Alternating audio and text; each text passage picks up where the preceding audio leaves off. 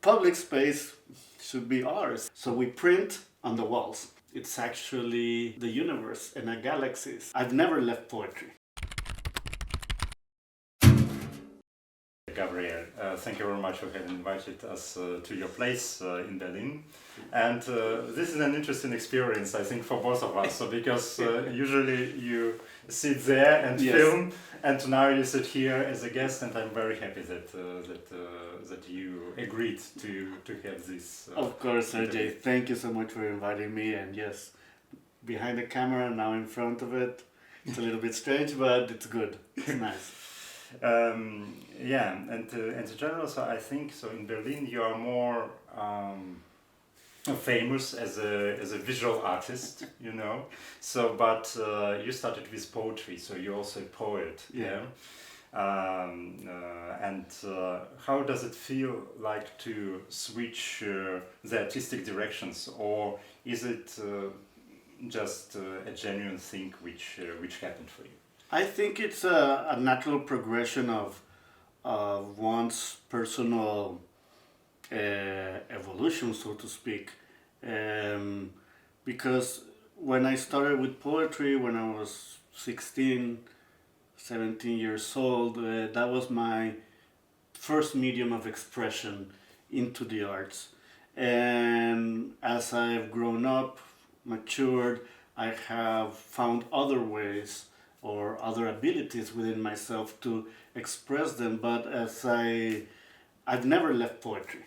Mm-hmm. It's always there. It's always under the rug, so to speak, but it's always been something that informs me of how to make compositions, how to communicate emotions or narrative, etc. So it's something that it's always there, but it's just changing form. After all, poetry or poetics is in everything. So it's not necessarily the written part, but the poetics can be in an image, on a film, on an installation, and so forth. But yes, but for me, so I can understand how to put words into a poem. Yes. So, yeah. But for example, to make an image or to make a film. Out of something, so it is completely terra incognita to me, you know. Yeah. So just and you are like a guy who can combine this. Yeah, it's for example, most of the poetic language is made of images in itself. If you think of certain verses of any poem, they actually remit or bring you back to an image of it. So you're already using images within poetic language. And for me, it has been a process of, the exact word isn't translating them, but it's reinterpreting the poetic word or concept into moving images and so forth. But where does this video poetry, where is the place of the video poetry for you? Is it the transition, so from the poetry to the image, or as you say, so poetry is about images, so it is just another form, so to say? No, you know, when I started doing specifically video poetry, it was a combination, a strange combination of, and it's gonna sound strange, of course, my love for poetry, but I also was influenced by all this electronic music movement, and I started like researching about the Fluxus movement.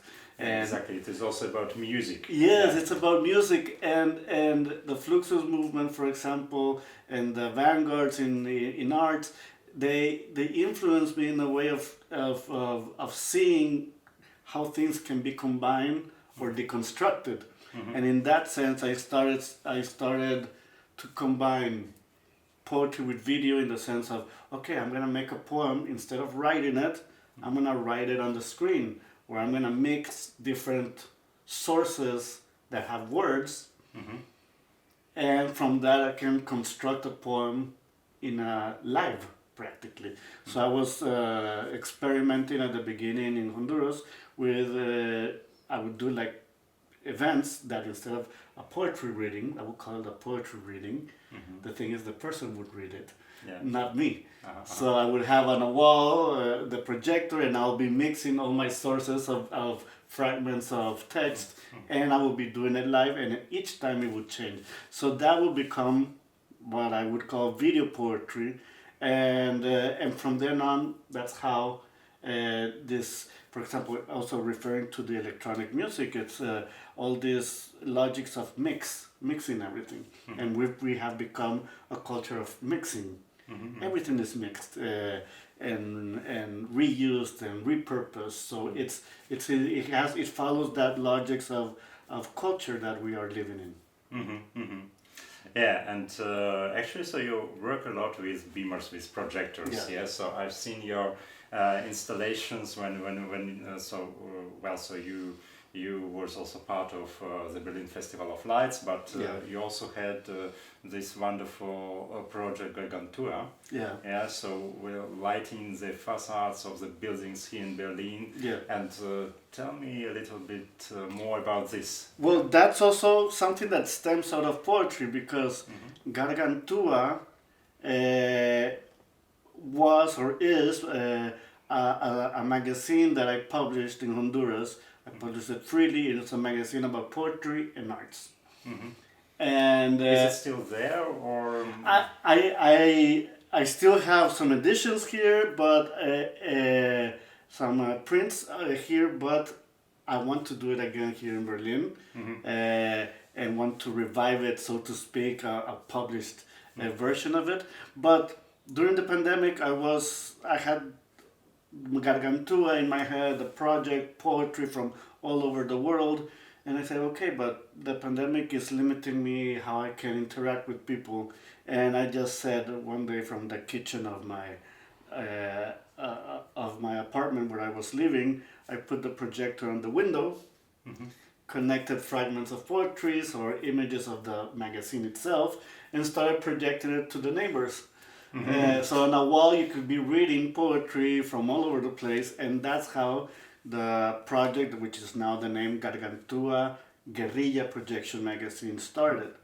And it's basically taking all the elements of the magazine itself and using walls in the city as the paper. So we print on the walls. So that's the logic I'm following. Yeah. So, but was it also a guerrilla project? So it's like you were projecting and without asking for permission. Yes, exactly. So, it's more fun. Come on, it's much more fun sometimes just to invade space, and plus public space should be ours. It is ours. So I wasn't looking for permission. Plus. Projection doesn't really hurt the building, or it's not like graffiti or other that you actually just something that's ephemeral completely. Yeah, unless you project something that directly into or directly into the window. Exactly. Of the people, yeah. So in Germany, that's not good. Plus, there was also no sound. So it was something that was happening. You could see it from far away, and you could and I would have people stop in the street and just stop and read and watch and see the images of different artists, of different projects. So it was really fun to actually have this medium to present so much art and such a diverse type of art. Yeah, I also saw your wonderful VR experience. Yes, so I don't know you. if you continue experimenting with VR. So, but it was a very nice reconstruction of the old Maya are old. Yeah. So the Mayan tradition of La Compostura. So this feast of harvest. Yeah. How did you get to know Mayan culture? So how did you get interested for Mayan culture? Well, one of the things I regret from my age is that I didn't get to know Mayan culture better before. I knew about it in school when I was in high school, but I didn't get a real interest.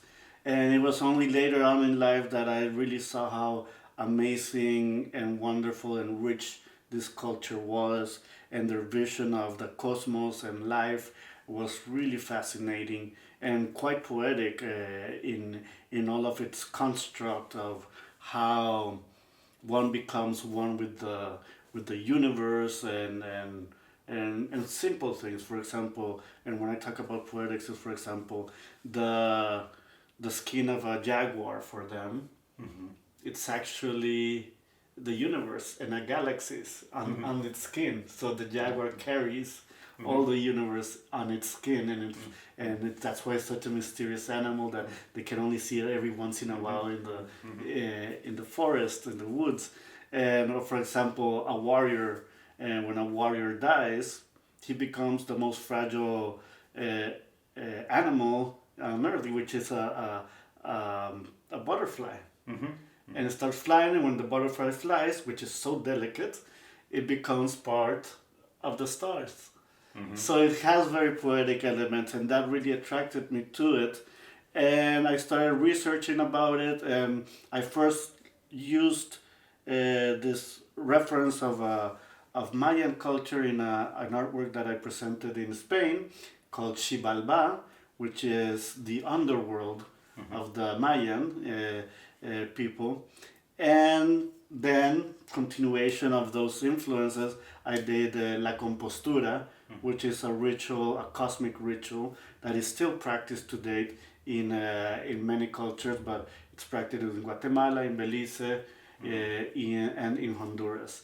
So that VR experience was... But inherited from Maya. Yes, definitely. Yes, it's something that it's spread around that region, and it's a ritual to give thanks to the earth for everything that it provides us, for the rain, for the forest, for the trees, for the fruits of the earth, etc. So it's a way of making conscious of their own people of the importance of taking care of the earth. Yeah. How is this Mayan culture present nowadays in Honduras? Or is it only inherited in some rituals, in some connections to the culture, but all in all, so it has vanished?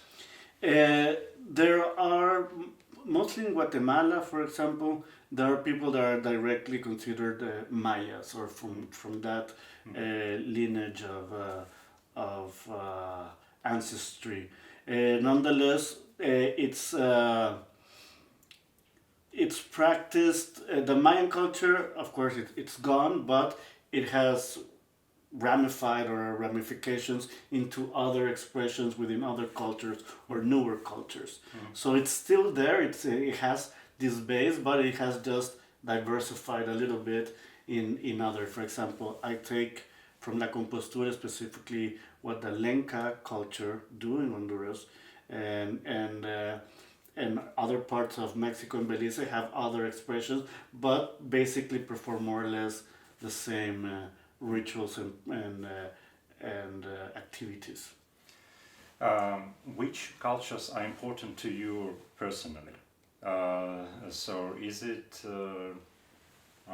so you speak Spanish, but is it also a part of Maya in your, so if not not in your blood, so but just in your perceptions of your culture? So what is important for your culture?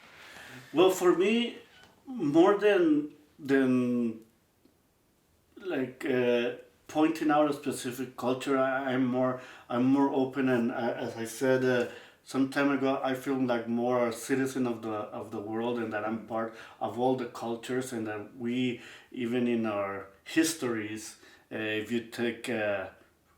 you would take an ancestry test, or I would take we will find out that we have from all types of cultures from all over the world in our genes, you know. So in the same sense, for me, what is important in culture is it's more like an attitude toward it, that you have to learn and respect, and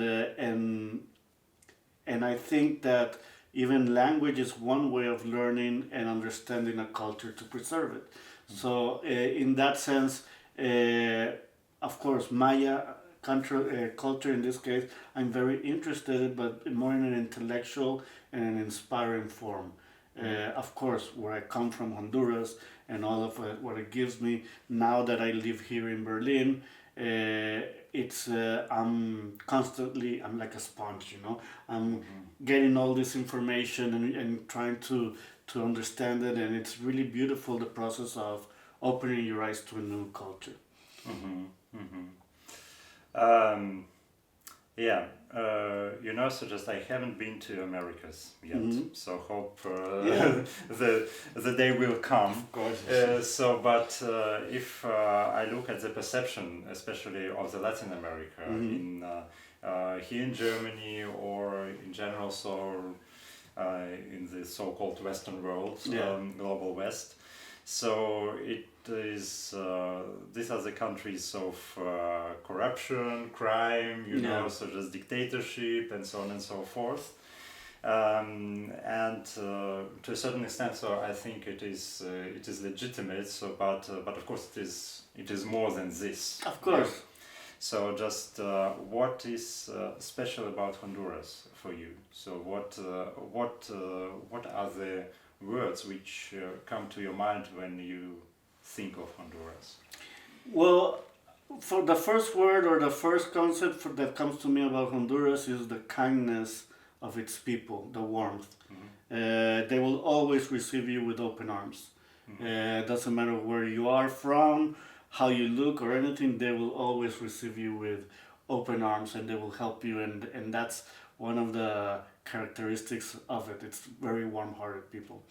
Another element that I really like about my country is its natural resources and the richness that it has, and the diversity of its forest, of its islands, of its rivers and everything. So it has a lot of richness in that sense, and of course I understand that everybody says that about their country. It's very rich and very diverse. Of course, but one feels, especially when it's your own home, you feel this very strong bond, and I feel it in that sense. But the people are just beautiful people that are struggling, that have had a very hard history, but they're people that will receive you with a smile and will open their arms to you. But actually, so if you talk about natural resources, so I will be a little bit German, so in that sense, So because recently I've visited an exhibition, a very interesting exhibition in the Museum of Homosexuality here in Berlin, and it was also about indigenous peoples in Brazil. About transgenders, but not only. So about in general, so in which that they have been suppressed and so on and so forth. And is the situation similar in Honduras? And how? So what is the way out of this situation? Honduras, there's a very stronghold from the church. It has a lot of influence in the whole society, and even politicians always are referring to the Bible and everything, and all this religious influence has made it. Honduras is very conservative, as most of Latin America in general sense is. So there's a lot of struggle. There's a lot of fight for rights. I mean, something as one would say normal, like the day after pill for women in case they in order to avoid a pregnancy, or if somebody has been, for example, God forbid, raped, they can take this pill, and in Honduras they have prohibited. Something that's so extreme, and things, those barriers are being fought constantly, and people are, I mean, one of the things that I really like about the LGBTQ movement is that they're actually teaching or reteaching us how to. They're sensitizing us. You know, we're more sensible to certain things. And once I had a conversation with a friend that he was, for example, saying, yeah, but I don't agree that bathrooms have no gender now because my kids, it can be dangerous. And I told him, look, it's the same. Do you think your wife has the right to vote? And of course, that seems natural. Yes, of course, that seems natural. So it's the same. We're passing the same historic process of that situation with LGBTQ communities and all the rights that they must have it. But it's the same. Before, it was seen as something terrible.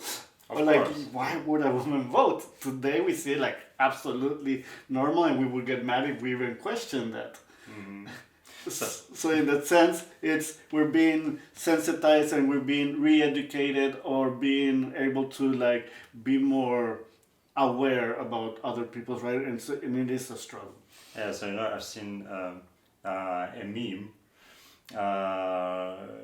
Of course, this situation with the ongoing war, Russian aggression in Ukraine, and actually, so many people are fleeing Russia now. Have been fleeing, and many say so. It is so unnatural to judge the people only by their by their origin. And there was a meme from the LGBTI community in Russia, so that now you understand us. Yes. Yes, exactly. Actually, so you really need to feel it yourself, just to open your heart and to understand. And to understand how discrimination can be so hard on people. Since January, you have had a new president in Honduras. So the first female president, Xiomara Castro. And what are your expectations from this presidency? I like try to keep my expectations low in order not to get frustrated, but I do have to say that I'm very happy that first of all a woman has become the first president of Honduras. I think it's very important in the sense that it's gonna open a lot of rights for women, a lot of equality elements, and it's gonna help also tone down the machismo. That it's so general in Honduras, and my expectations after coming from a narco dictatorship and having her as a president, my expectations are of hope, something that we didn't have before when the other person was in office. There was no hope, and people were really not looking toward the future. They were just surviving. And this new president is disassembling this criminal structure that they had. And is trying to do things that hopefully can become a little bit better for Honduras. Yeah. So I don't know. So if you are in the context, so but. For example, so I can remember that there were quite a few female presidents in Latin America. Michelle Bachelet in Chile, Cristina Kirchner she's still vice president in Argentina. So, but this is of course a completely other thing. So, but I was also curious to know that Xiomara Castro is also wife of the former president, right? So she is. Another one. Yeah. Yes. So just. If you know, so did it bring some change to these female presidencies in other Latin American countries? I think I wouldn't say I'm very well informed, but I do know that Kirchner, for example, and Michelle Bachelet, they really opened that element that I was talking about before about equality and having more rights for women, and even more health benefits for women, especially relating to having control of their own bodies and having the ability to say, have the ability to say what they want, you know. And I think that in general is just a natural element of having the other side, not only men ruling, you know, or men telling how women should feel or do with their bodies. So. So let us hope Yeah. there will come some change. So, but I think so in general. So I mean, it's not only the problem of Honduras or Latin America. So Yeah. I mean, so it is and still a global problem. You know. So Correct. just, irrespective of where we are, also here in Germany. Yeah, To definitely. a certain extent. Yeah, but coming back to your personality and to the topic of this channel, Yeah. so networking. You know, so you have been interacting with people in very different ways. So as a poet, as a visual poet, as a visual artist, and so on and so forth. And you have been also in contact with very different people. Yeah. So what are your networking secrets, and what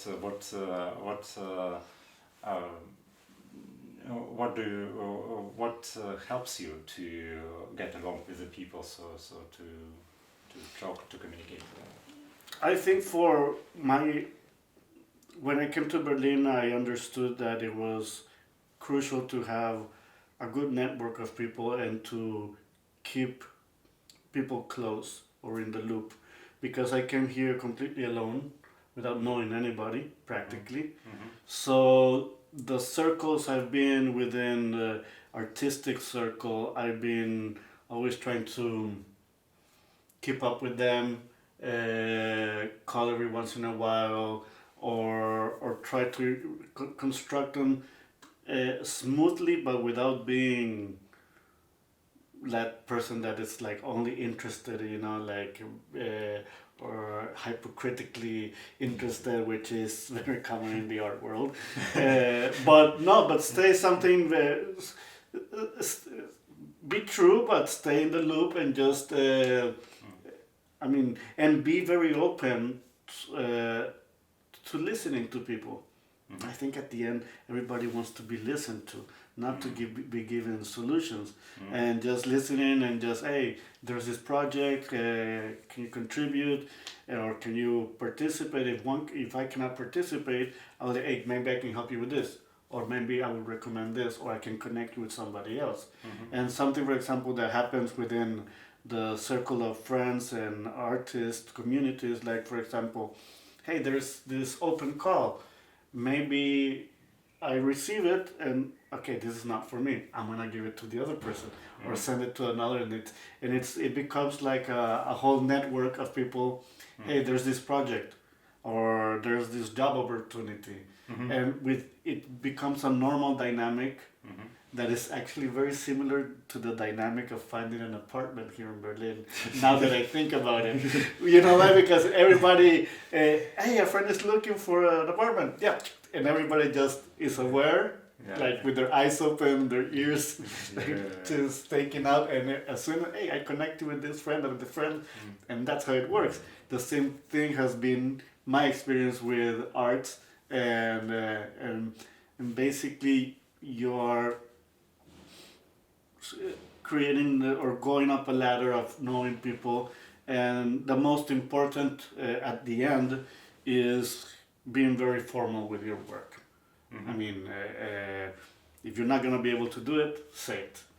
Not take something just because you can take it and then you present something mediocre. You know, if you have the time, do it. If you don't, it's okay. You continue, but you are clear with the rules. So you're not seen as a person that cannot keep their word, and that's in general a very important thing to do. You know, it's.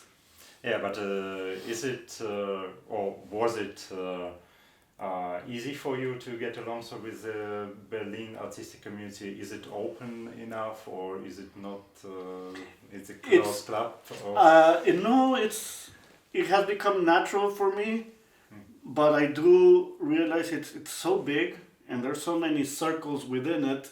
It's just that they are fluctuating and sometimes encounter and then continue. But I don't feel it has been hard to connect with people because we're in similar interest groups and interest areas and so forth. And of course there are projects that one would say, okay, this is not really my thing, or maybe it's too commercial, or they're doing this, no, or it has this politics behind it, and maybe I prefer this type of associating with, you know. And but it's no, it hasn't been hard. But you know what? But I think I have the ability to talk to people easily. And that's important, I think, because there are other artists that are very limited how they speak or how they communicate, even in email or whatever, and that makes their ability to open up very difficult. Yeah, and I think so. Your Honduran smile helps a lot. Of course, you always gotta smile. Yeah. Yeah. Thank you very much for this interview. So Thank you, Sergey. Nice talking to you. Thank you very much.